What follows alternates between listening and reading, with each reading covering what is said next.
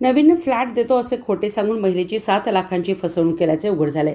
या प्रकरणी प्रकाश हळमंद मुळगुंद वर्ष 67 राहणार गणपती मंदिराजवळ गव्हर्नमेंट कॉलनी विश्रामबाग सांगली यांनी विश्रामबाग पोलीस ठाण्यात फिर्याद दाखल केली असून दोघांवर गुन्हा दाखल करण्यात आला आहे।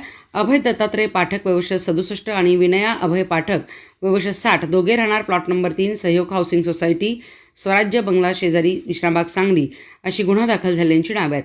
संशयित आरोपी अभय पाठक आणि विनया पाठक यांनी संगनमत करून फिर्यादीच्या बहिणीला बालाजी स्पर्श या इमारतीमध्ये नवीन फ्लॅट 16 लाख रुपयाला खरेदी करून देण्याचा तोंडी करार करून घेऊन फिर्यादीच्या बहिणीने वेळोवेळी 1 मार्च 2014 ते 26 ऑक्टोबर 2019 या कालावधीत सांगलीमध्ये त्यांना 7 लाख रुपये चेकने दिले असून तोंडी कराराप्रमाणे ठरलेला फ्लॅट हा संशयित आरोपी अभय पाठक आणि विनया पाठक यांनी फिर्यादीच्या बहिणीच्या परस्पर जयश्री सुरेश देठिया यांना 12 लाख रुपयांना विकलेला आहे।